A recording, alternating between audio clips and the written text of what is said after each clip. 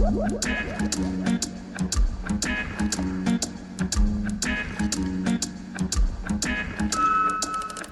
sommes Nina Payen et Camille Georges. Vous écoutez Pause Théâtre, le podcast qui vous dévoile l'envers du décor.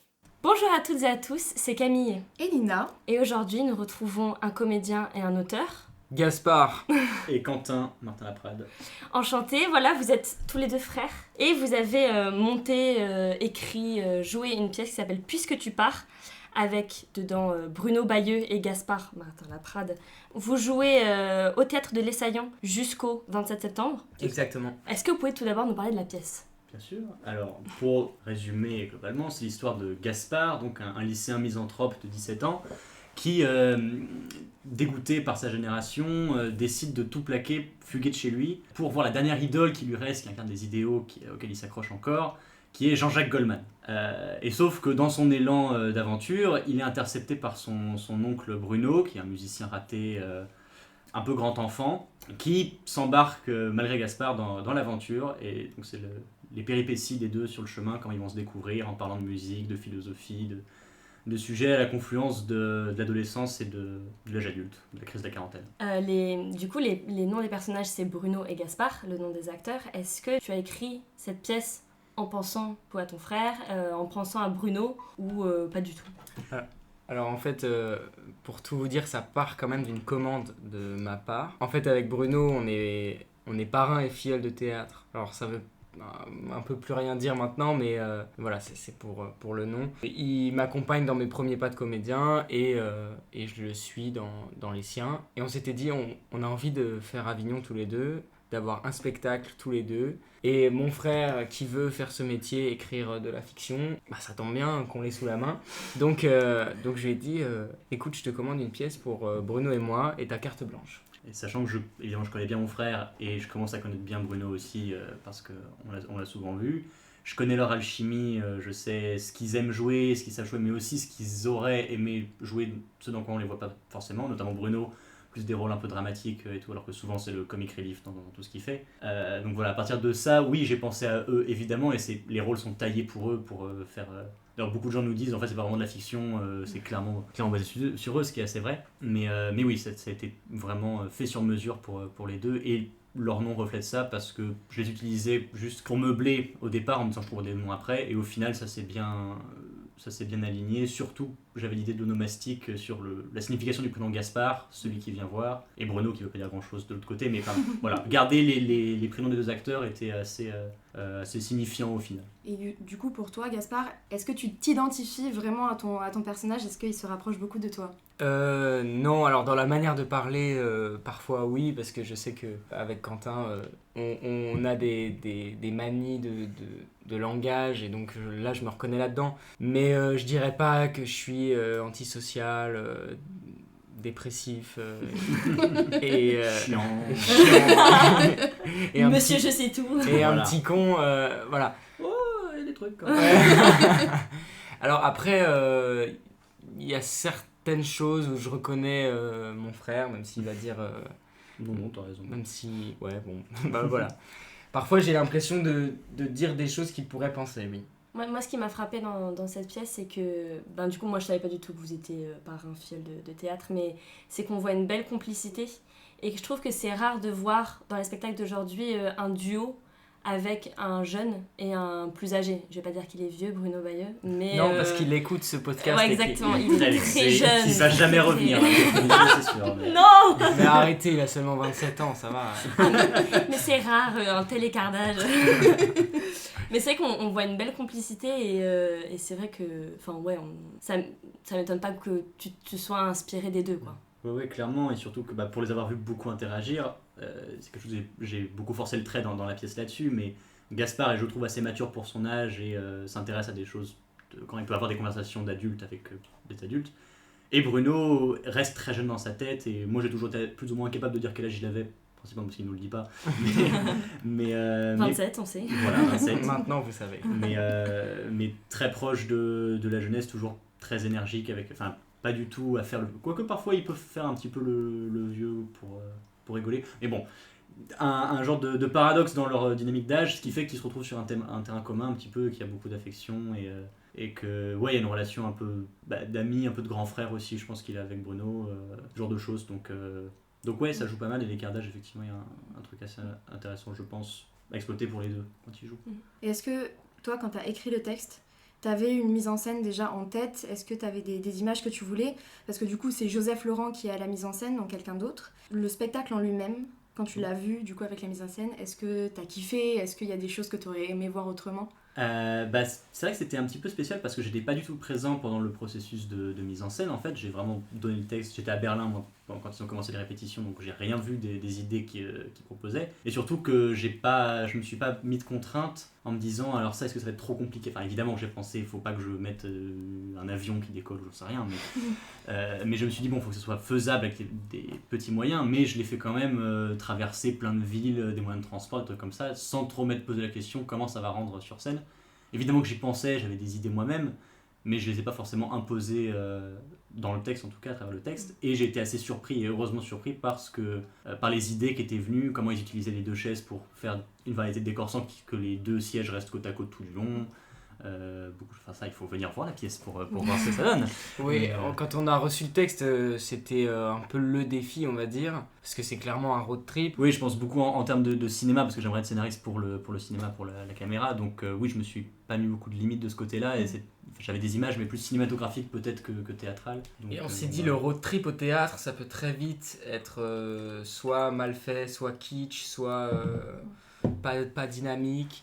Pas immersif. Pas immersif. Et donc, c'était un peu le gros défi du spectacle. Et des retours qu'on a eu, apparemment, ça fonctionne. Alors, après, on a quand même créé le spectacle et joué le spectacle à Avignon dans une boîte noire, avec des rideaux noirs. On projette tout ce qu'on veut dessus. Et des projos. Donc, en fait, ça permet de se projeter vachement dans l'imaginaire. Les lumières sont beaucoup plus précises, elles cisèlent des espaces dans ce cube noir. Donc en fait, tu peux t'imaginer tout ce que tu veux. Et c'est pour ça qu'en arrivant à l'Essaillon, qui est un théâtre en pierre, comme certains théâtres parisiens, on s'est dit, est-ce que ça va fonctionner? Est-ce que ça va pas couper l'imaginaire? Parce que là, tu peux être sûr que la lumière, elle rebondit sur tous les murs, que... C'est très lumineux, mine de rien, alors que avant c'était très sombre. Et apparemment, ça fonctionne. Ça a réussi, pour avoir vu. Personnellement, je trouve que ça réussit totalement. Et justement, c'est ça qui est intéressant de voir, c'est que c'est les comédiens sur scène qui nous permettent de voir tout ce qu'il y a autour, pour le coup. C'est ce qu'on nous fait travailler en plus, nous en cours, de toute façon, constamment. Mais c'est vrai que là, c'est assez frappant. Et d'autant plus que la mise en scène, pour moi, elle sert énormément le texte. Parce que j'ai vraiment entendu ce qui était dit et comment c'était dit. Alors que un autre metteur en scène aurait pu avoir tendance à mettre beaucoup de choses sur le plateau et en fait à foirer une partie de ça, quoi. On n'était pas parasité par le décor. Ouais. C'est qu'on voyait tout et que c'était très précis par votre jeu, justement, et par les bruitages qu'il pouvait y avoir. En tout cas, nous, on a tout compris. Moi, le sound design, c'est Gaspard qui a tout fait un peu, parce qu'il est assez maniaque précis. Oui, je savais un peu à quoi... En fait... Pour être précis, on savait pas trop à quoi on allait s'attendre à Avignon par rapport à la salle. Donc on est parti du principe que on serait limité niveau lumière, que donc il fallait qu'on axe tout sur la direction d'acteur et le sound design, enfin la création sonore. Qu'au moins on ait ça en base. Et donc on a fait le parti pris des voix off, par exemple, pour les personnages un peu secondaires qui apparaissent dans le road trip que Quentin a écrit. Du coup, on a fait appel à des copains, ça fait très plaisir de les avoir sur le spectacle. Puis même des sons d'ambiance, tout ça pour un peu créer cet univers autour. Et voilà. Et même tout le début, à la base, c'était pas censé être enregistré. Mais on s'est dit, en fait, en cherchant, on s'est dit ça marche pas. Et si, au début, on était dans la tête de Gaspard, qu'on entend toutes ces réflexions, ces idées noires, son entourage, en fait, les personnes qui détestent, les voix de famille, les bruits agaçants, tout ça. Et Quentin a confirmé cette idée. Oui, ça marche bien, surtout que j'avais beaucoup en tête de jouer sur la rupture avec le quatrième mur et d'avoir Gaspard qui s'adresse au public. En fait, l'idée d'en faire un petit peu un journal de bord est venue après pour justifier beaucoup d'éléments de la pièce, mais j'avais vraiment envie de jouer avec ce truc-là de Gaspard qui s'isole de son monde, mais du coup parle un petit peu à des voix imaginaires dans sa tête qui sont le public, qui s'adresse, et avoir le moment de rupture un moment de rupture, je vais pas trop spoiler s'il y a des gens qui viennent voir la pièce, mais un moment où Bruno fait incursion dans cet univers là. En fait, Gaspard ne se rend pas compte que il a parlé à voix haute et que ton univers mental s'est éclaté en fait. Et j'avais envie de jouer avec ce truc-là, et donc c'est pour ça que les voix off se sont bien prêtées à ça, et surtout le sound design, parce qu'on pouvait beaucoup jouer avec la perspective de Gaspard et comment il est assourdi par tout ce qu'il y a autour de lui, submergé. J'étais très content de voir ça parce que je trouvais que ça marchait bien, que ça renforçait l'idée que j'avais à l'origine, donc ça fait du bon boulot là, les gars. Après, on t'a demandé quand même aussi de réécrire pas mal de trucs. Oui, heureusement. Heureusement. Mais ça, c'est Un peu écriture plateau. Non, parce qu'il était pas du tout avec nous et que... En fait, on testait des choses pendant la création avec Joseph et Bruno. Et à chaque fois, on se mettait des notes, on disait, ok, ça faudrait plus le faire comme ça. Et ce que disait Joseph tout à l'heure, tout à l'heure, non, l'autre jour, qui était très juste, c'est que c'est un luxe total d'avoir l'auteur à disposition et de pouvoir lui commander des petits changements. Donc oui, le texte a été un peu modulé au fur et à mesure. Heureusement, parce que j'ai pu leur donner que un premier jet en fait, vraiment d'une traite. J'ai pas eu le temps de me relire parce qu'il fallait commencer les répétitions un petit peu par anticipation, et donc c'était vraiment très brut et très peu revisité, et donc c'est bien d'avoir eu ce regard extérieur, ce retour, et on me dit ah ça on aimerait l'enlever parce que c'est un petit peu trop long, c'est indigeste. Là au contraire, il faudrait mieux expliquer, faudrait changer telle tournure, et je suis content d'avoir participé au processus parce que c'est une seconde réécriture du texte qui est nécessaire, et le faire avec les acteurs, enfin à distance, mais avec leur retour directement, c'était enrichissant. C'est pour ça que la pièce, je pense, marche maintenant et est bien rythmée, parce qu'on a justement élagué beaucoup de mes élucubrations et mes dérives. Donc c'est bien, c'est une bonne partie du processus, je pense. Moi, j'aimerais revenir, parce qu'on parlait du son tout à l'heure et tout, ce qui nous a surpris toutes les deux, c'est que, en fait, ça parle beaucoup de musique. Bruno est musicien, il va voir Jean-Jacques Goldman et tout, et en fait, finalement, il n'y a pas tant de musique que ça dans la pièce. Pourquoi ? Enfin, il y a une explication À savoir qu'en plus de ça, moi, je m'attendais pas du tout à ce spectacle. C'est-à-dire que j'y suis allée, je me suis dit... Parce qu'à la base, je connais que Bruno, et du coup, je me suis dit... Let's go, on y va. Et comme il y avait marqué Jean-Jacques Goldman, que j'avais vu que quelques trucs, mais je voulais vraiment pas me spoiler, je m'attendais à un spectacle musical. Comment dire que ce n'est pas ça du tout. Mais que bon, c'est trop cool comme pièce aussi, mais c'est vrai qu'on s'attend à autre chose. Enfin, en tout cas, moi. Il y a erreur sur la marchandise. Ah mais ça, c'était un petit peu notre appât pour Avignon, c'est qu'on s'est dit, bon, tous les fans de Jean-Jacques Goldman vont s'attendre à un spectacle musical, on va les ramener. Mais en même temps, faut pas qu'on se vende trop comme ça, mais en même temps, on tractait avec la guitare, la histoire principale de Bruno, donc les gens se disaient peut-être, ah, il va y avoir de la chanson. Parce qu'il y a une très belle guitare sur scène qui nous aide aussi avec des jeux de lumière et tout. Et on s'est dit qu'à Avignon, ce serait pas mal quand même de défiler avec... Beaucoup de cinquantenaires qui font « c'est la guitare de Mac Knopfler, ça !» Et eux, on les ramenait avec ça, donc c'est merveilleux. Mais en plus, Bruno n'est pas musicien, j'ai essayé de lui apprendre la guitare pour qu'il puisse jouer quelques accords, mais ça rentre pas dans sa tête. Mais oui, Bruno ne fait pas de musique, donc on pouvait pas jouer non plus sur ça, on pouvait pas... À la base, je voulais faire chanter des chansons, mais déjà c'était indigeste. Et deuxièmement, ça s'intégrait mal, ça faisait pas naturel. On a hésité, moi en tout cas j'ai hésité parce que j'aime beaucoup citer de la musique dans ce que je fais peut-être parfois trop. J'ai hésité à mettre des extraits de Jean-Jacques Goldman justement, mais pareil c'est long et surtout des questions de droit. Il a eu 20 en philo en citant David Bowie. Mais voilà, des questions de droit aussi, ce genre de choses. Enfin, beaucoup d'éléments qui ont fait que ça se prêtait pas forcément à un spectacle musical. Même si c'est intéressant comme domaine, mais oui, c'était pas forcément adapté pour la pièce. Mais bon, si ça ramène des gens qui s'attendent à ça, tant qu'ils sont pas déçus à la fin, on est content. Mais ça parle de musique, quoi. On voulait utiliser la musique comme sujet plus que comme média. Puis aussi la figure du musicien qui arrive plus à jouer, c'était intéressant aussi. Musicien raté, ça passe très bien. Et c'est vrai que ça a renforcé ça, parce qu'à la base, il n'y avait pas un moment où Bruno, je ne sais pas si vous vous souvenez, dans l'hôtel, où il parle d'accords à Gaspard, et on entend les accords qui sont préenregistrés parce que Bruno ne peut pas les jouer, mais il a un petit tremblement de main que du coup on a rajouté rétroactivement, et donc voilà, les idées, les creux, les vides de la pièce dans les circonstances, c'est pas très clair ce que je raconte, se sont en fait compensés les uns les autres et se sont enrichis, et donc maintenant ça fait un truc un peu cohérent, et donc ce sont des heureux accidents, peut-être. C'est vrai que moi j'ai du mal avec les spectacles musicaux. Et du coup je trouvais que c'était très bien, enfin ça en faisait pas trop quoi. On entendait parfois des petites bribes de chansons de Goldman ou juste des versions instrumentales. Et c'était pas du tout, enfin c'était subtil quoi, c'était pas appuyé, c'était regardez on fait un spectacle sur la musique. C'est des refs assez précises, où en fait tu te rends pas forcément compte que c'est Goldman, et bon par moment faut quand même avoir l'oreille pour les reconnaître. Mais justement, on les a choisis parce qu'elles avaient des des significations importantes pour tel ou tel passage de la pièce. Justement, on en a changé une entre Avignon et Les Saillons pour justement mettre plus de poids sur une scène parce que c'est une chanson qui évoque plus de choses. Donc si on la reconnaît, on se dit ah d'accord, c'est ces idées-là plutôt. Enfin voilà, on essaie de jouer un petit peu avec ces trucs-là. C'est des détails. Hein. C'est vraiment des détails, mais c'est des easter eggs un petit peu. Pour les fans, voilà. Ceux qui connaissent Nous, on a Jean-Jacques, repéré, voilà, vous avez l'idée. Au-delà du coup de tout l'aspect musical avec Jean-Jacques Goldman, il y a surtout beaucoup de sujets beaucoup plus lourds qui sont abordés dans la pièce. Moi je voulais savoir si c'était des sujets qui te tiennent à cœur, même dans tes autres scripts que tu peux écrire, et surtout pourquoi avoir eu envie d'amener ces sujets-là sur la scène de théâtre.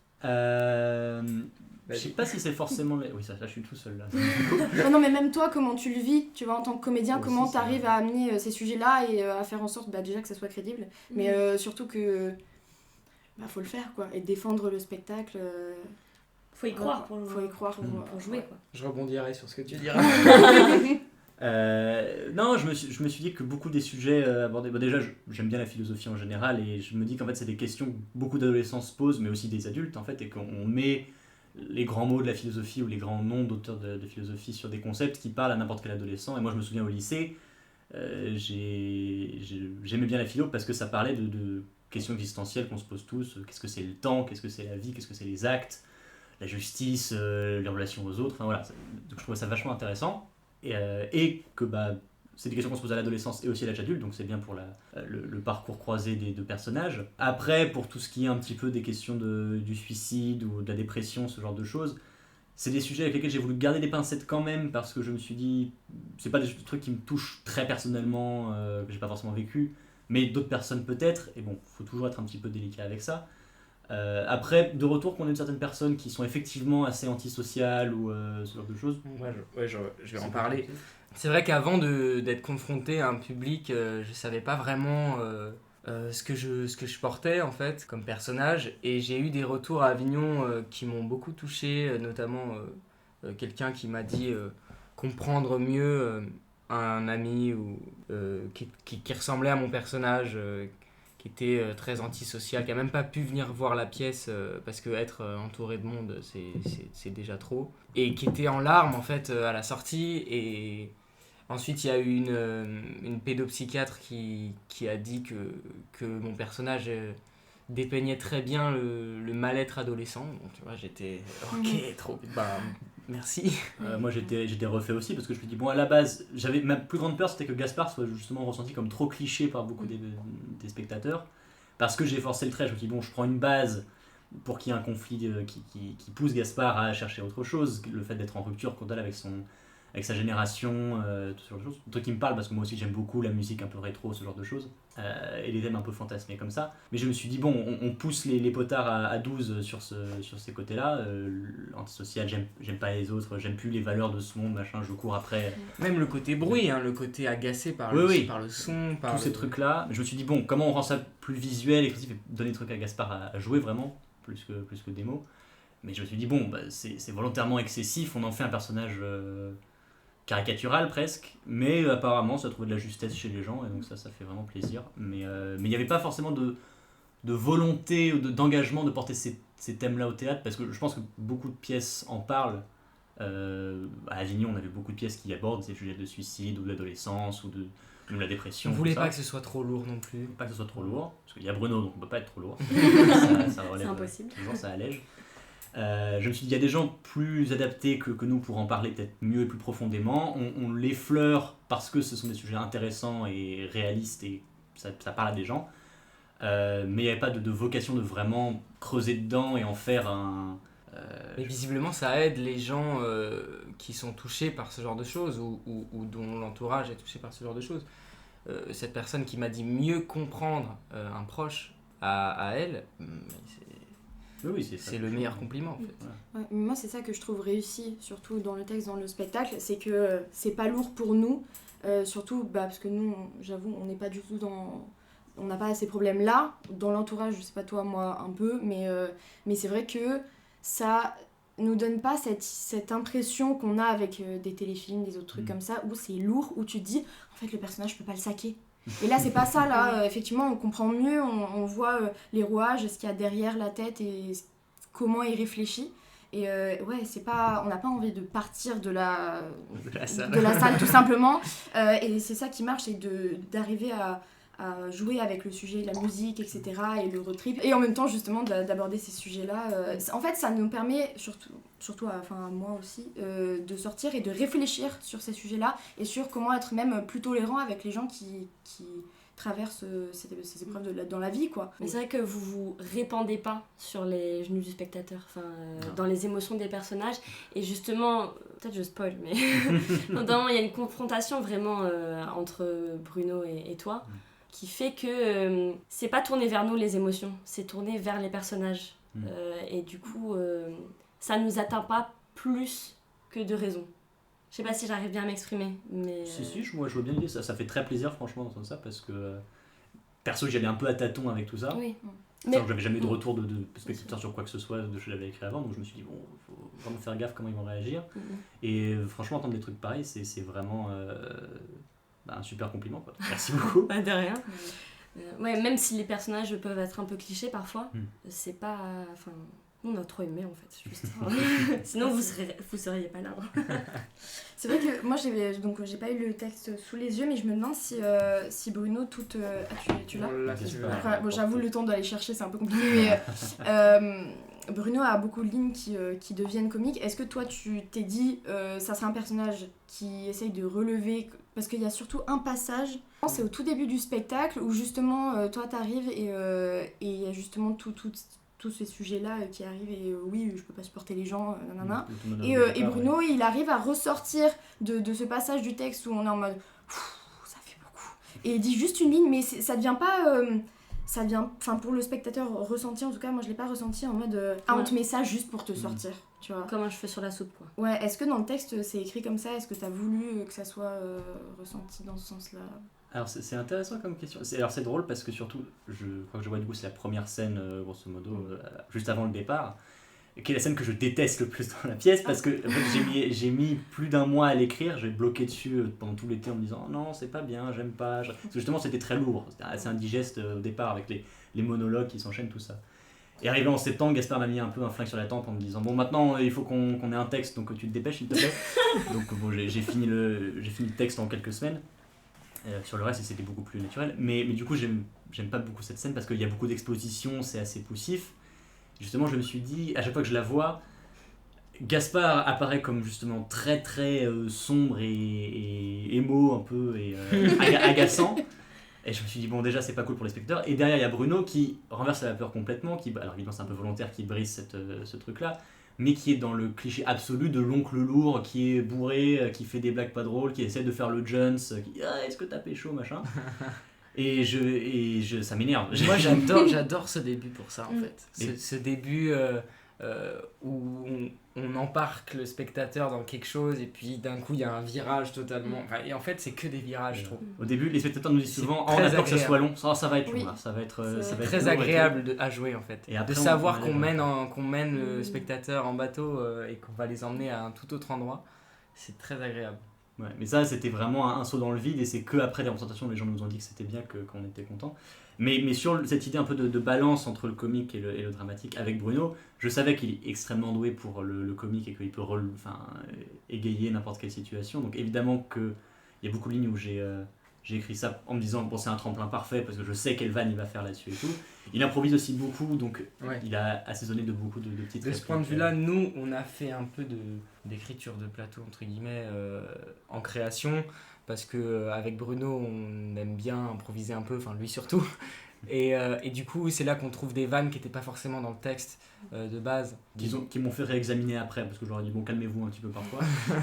mais il y avait de ça. Il y a tout le temps de la nuance dans ce que fait Bruno, avec bien Thomas Joly par exemple, ce qu'il a pu faire dans Henri VI, avec le cardinal de Winchester, je sais pas si vous l'avez vu. Non, nous on a vu le dragon.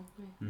Bah dans le dragon aussi, tu vois, il a ce personnage qui part du clown jusqu'au la caricature du dictateur justement dans le grand livresque. Non, mais le dragon est une super pièce là-dessus, et ça exploite vraiment le potentiel de Bruno, et je pense que Thomas Joly voit clairement cette force qu'il a de jouer sur la corde raide entre humour et côté un peu dramatique. Et je me suis dit Bruno est génial quand il fait ça et qu'il n'est pas que dans un seul pôle. Donc vraiment, je voulais jouer avec ça. Je me souviens pour ça, pour ceux qui verront, j'ai eu la chance de voir les 24 heures Henri VI plus Richard III à Angers. C'est long. Quand même. Non mais j'étais au 2e rang. Wow. Et donc vraiment, je l'avais en face quoi. Et je connaissais ce personnage du cardinal de Winchester, extrêmement drôle en fait. Mais quand tu lis le texte, c'est pas si drôle que ça en fait. Tu lis le texte, c'est pas un personnage comique en fait. Mais c'est ça le génie de Bruno, c'est qu'il en fait le personnage qu'on a envie de revoir tout le temps en fait. Et le passage de la mort de ce personnage était tellement intense. Et il sortait quelque chose qu'il avait dissimulé pendant tout le début. Et en fait, ça te fait revoir le personnage d'une toute autre manière. Et c'est ça que j'adore chez lui. C'est cette capacité à pouvoir passer d'une chose à l'autre avec une intensité incroyable. C'était très poignant, justement, le passage que je citais de confrontation entre Gaspard et Bruno, où les deux éclatent. Et du coup, Bruno qui a fait le clown tout du long, enfin se lâche et dit ce qu'il pense et ce qu'il ressent, et c'est très poignant, c'est très, très touchant ce passage. Étonnamment, la scène qui moi m'a le plus marquée, je sais pas, enfin je sais pourquoi mais je vais pas étaler ma vie, c'est le moment où ils arrivent chez le prétendu ami de Mike, Bruno, ouais. chez Mike, mais alors cette scène-là, moi, elle m'a fini. Spoil pas. Non, on dira rien, mais c'est vrai que... Enfin, est-ce que vous avez eu des retours comme ça de personnes, de spectateurs qui vous disent, genre, quelle scène les a marqué le plus ? Sur celle-là, moins. On n'en a pas eu tant que ça sur celle-là. Non, mais je ça suis fait content très que ça te touche et que je pense que ça parle à beaucoup de gens parce que c'est... personnellement, c'est comme ça que je vois certaines relations amicales qui s'étiolent et on s'attache un petit peu à un fantasme de ce que c'était avant, mais les gens font leur vie.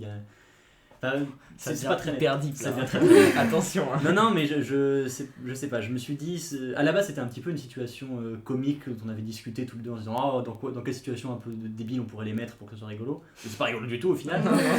Mais on s'est dit l'ancien ami de Bruno.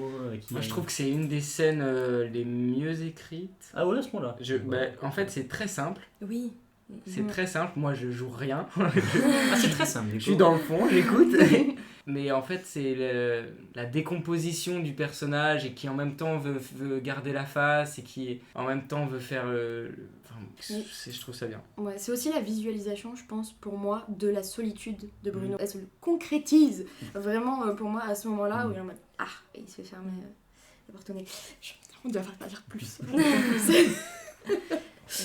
Mais souvent les meilleures scènes sont les plus simples, avec pas des vrai. discours ou des monologues grandiloquents, mais vraiment juste parce que c'est humain et qu'on peut plus ou moins s'identifier à ce genre de situation. Ouais, je suis d'accord, et ça c'est un truc que j'apprends encore et que j'ai beaucoup appris puisque tu parles en le voyant sur scène, mais c'est que j'ai tendance à beaucoup m'étendre, à faire des longs, peut-être un peu trop directs qui disent trop ce que moi je pense derrière des personnages, et que finalement les scènes les plus présentes c'est celles les plus subtiles, avec juste une phrase bien sentie mais qui exprime beaucoup de trucs derrière. Ou dans les silences, j'aimais bien l'idée qu'on jouait beaucoup sur le malaise et les silences entre les deux quand ils se découvrent, et dans la mise en scène vous prenez bien le temps de laisser des gros blancs entre vous, des répliques qui tombent dans le vide chez l'un chez l'autre, et je pense que c'est plus éloquent finalement que beaucoup de longs monologues que j'ai trop tendance à écrire et qu'il faut que je me calme sur ce sujet. Voilà. Et je pense qu'on va finir sur ça, mais la relation entre les deux personnages évolue énormément au début à la fin, du début à la fin. Est-ce que tu avais déjà écrit là-dessus sur les relations humaines qui changent à ce point-là, ou qui se voient, parce que en plus c'est subtil, je trouve. Ça, on voit la transition, mais d'un autre côté, si on prend vraiment 3 minutes du truc, tu vois, c'est pas fort, c'est pas gros dans ta tête, ça change, oh mon Dieu, il y a de l'amour qui arrive. Je sais pas si t'avais déjà écrit sur ça, si t'avais déjà une idée avant. T'as dû faire des recherches aussi pour le texte ? Pas tellement. Alors si, des recherches, mais plus pour les itinéraires de Paris. Vraiment, c'est ça qui m'a pris le plus de temps de recherche, je dirais. Rucher le Valas.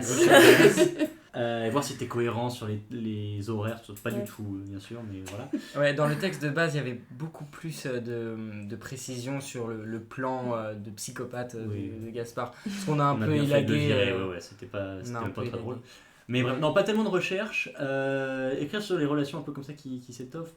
Alors c'est drôle parce que cette année, du coup, en cours de scénario, on m'a beaucoup rabâché les oreilles avec les arcs des personnages et comment tu les structures avec des chapitres très précis que je trouve souvent pas naturels. En fait, pour moi, c'est des carcans d'analyse, bien pour regarder l'évolution d'un personnage, mais pas tellement pour en créer. Mais c'est pour ça que j'allais un peu à l'aveugle avec les personnages de Bruno et Gaspard. Je me disais, bon, j'ai des idées de points un peu clés importants pour leur évolution, notamment l'engueulade qu'ils ont, notamment le moment avec Mike, comme tu disais. Qui est une charnière du spectacle. Ouais. Mais j'avais justement assez peur pour le rythme en me disant, est-ce que là on traîne trop ? Est-ce que là on prend pas assez de temps pour montrer que ça évolue doucement ? Et au final, c'est vraiment l'acting qui fait sentir ça, parce que vous vivez ces personnages, donc vous évoluez naturellement en fait dedans, je pense. Mais j'ai pas tellement écrit sur ça avant, parce que je n'ai pas écrit beaucoup de trucs avant non plus, mais ça m'intéresse beaucoup parce que encore une fois j'aime bien les trucs de philosophie, tout ça, et la progression et comment on passe à l'âge adulte, c'est des thèmes que j'aime bien. Et donc avoir cette idée que les personnages évoluent beaucoup, grandissent au contact les uns des autres, s'apportent des choses, et qu'il y a un peu toujours cette idée de débat, et les deux littéralement dissertent pendant 1h15, mais d'avoir les gens se confrontent, et ça les pousse à évoluer, à se remettre en question, et à accéder à un nouvel état de leur individu. Je me suis un peu paumé dans ce que je racontais, mais voilà, ça m'intéresse beaucoup, j'aimerais bien que là-dessus, c'était pas forcément volontaire à l'origine, mais je suis content de voir que ça a plutôt un bon rythme, et qu'ils évoluent fluidement pour les spectateurs. Bah écoutez, merci d'être venu sur le podcast, merci pour avoir répondu à nos questions. On vous recommande vivement d'aller voir, puisque tu pars. Si cette interview ne vous a pas donné envie d'y aller, je sais pas ce qu'il vous faut. Abonnez-vous, nous suivez plutôt. Merci à vous. Et merci pour l'invitation. Avec grand plaisir. Vous jouez encore le 13, le 19, le 20, le 26 et le 27 septembre au Théâtre de l'Essaillant. Pour ceux qui ne connaissent pas, c'est juste à côté du Centre Pompidou. Voilà. À 19h. À 19h, exactement. Et vous y retrouverez Gaspard, Bruno et peut-être qui sait Quentin sur les là, livres. j'ai rien à faire moi, je suis un auteur, donc voilà. Le chômage. Voilà. Super. Et ben écoutez, allez les voir et merci encore d'être venus. Merci. Sur ce, on vous retrouve dans 2 semaines pour un gros épisode. Follow sur Insta bien évidemment pour des petits posts très intéressants. Et puis sur ce, Des bisous. bisous.